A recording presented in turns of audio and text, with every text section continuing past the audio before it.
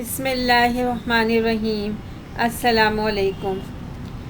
الحمدللہ ہماری تاریخ میں ایسے ایسے نام موجود ہیں جن کے کارنامے سنہری حرفوں سے لکھے جانے کے قابل ہیں، لیکن صد افسوس کہ ہم میں سے بہت سے لوگ ان عظیم لوگوں کے کارناموں اور نام تک سے واقف نہیں ہیں۔ انہی عظیم شخصیات میں سے ایک نام یوسف بن تاشفین کا ہے، جو مراکش سے تعلق رکھنے والے 3 عظیم شخصیات میں سے ایک عظیم شخصیت ہیں۔ یوسف بن تاشفین کے علاوہ طارق بن زیاد رحمۃ اللہ علیہ اور ابن بطوطہ رحمۃ اللہ علیہ کا تعلق بھی مراکش سے تھا۔ میری آج کی ویڈیو کا موضوع بھی یوسف بن تاشفین ہیں، جنہوں نے مراکش شہر کی بنیاد ڈالی۔ لیکن موضوع پر جانے سے پہلے میری درخواست ہے کہ آپ میری ویڈیو کو سبسکرائب کر دیں، اور اگر ویڈیو اچھی لگے تو لائک اور کمنٹ ضرور کریں۔ جزاک اللہ۔ ہم یوسف بن تاشفین کے حالات زندگی پر ایک نظر ڈالتے ہیں۔ یوسف بن تاشفین نے 10,061 سے 1107 تک حکومت کی۔ وہ بڑے نیک اور عادل حکمران تھے۔ ان کی زندگی بڑی سادہ تھی۔ صحرائے اعظم میں اسلام کی اشاعت اور مسیحی الغار کو روکنا ان کے عظیم کارنامے ہیں۔ اس کے علاوہ مراکش کی تعمیر بھی قابل فخر کارناموں میں سے ایک ہے۔ یوسف بن تاشفین نے تقریباً 50 سال حکومت کی۔ ان کی قائم کی ہوئی حکومت سلطنت دولت مرابطین کہلائی۔ ان کے انتقال کے بعد یہ حکومت مزید 40 سال تک قائم رہی۔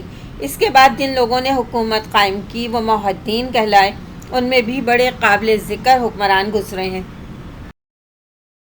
یوسف بن تاشفین مراکش کے جنوب میں صحرائی علاقوں کے رہنے والے تھے، جنہوں نے اپنے ساتھیوں کی مدد سے صحرائے اعظم اور اس کے جنوب میں خاندان مرابطین کی حکومت قائم کی اور اسے اسپین تک پھیلا دیا۔ انہوں نے صحرائے اعظم کے حبشی باشندوں سے کئی سال تک لڑائیاں لڑیں اور اپنی سلطنت سینیگال تک بڑھا دی۔ یہ لوگ نہ صرف جہاد کرتے تھے بلکہ اسلام کی تبلیغ بھی کرتے تھے۔ تبلیغ کا کام یوسف بن تاشفین کے چچا عبداللہ کی نگرانی میں ہوتا تھا۔ انہوں نے سینیگال کے ایک جزیرے میں اپنی خانقاہ بھی قائم کی ہوئی تھی۔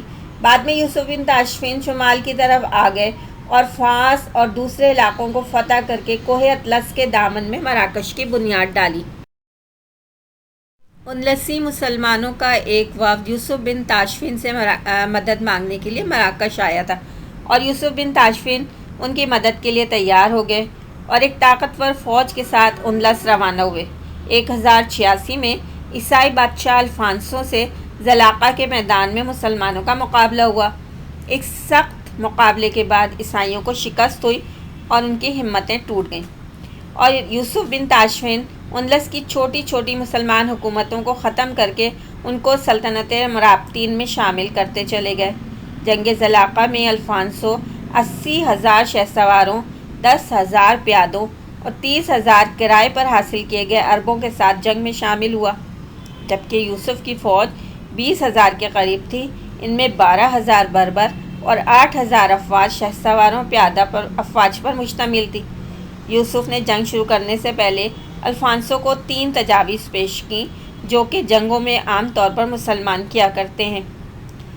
یوسف بن تاشفین نے الفانسو کو کہا، اسلام قبول کر لو یا جزیہ دو یا جنگ کے لیے تیار ہو جاؤ۔ الفانسو نے مرابطین سے جنگ کو ترجیح دی۔ یوسف بن تاشفین کی بہترین حکمت عملی سے مسلمانوں کو فتح نصیب ہوئی۔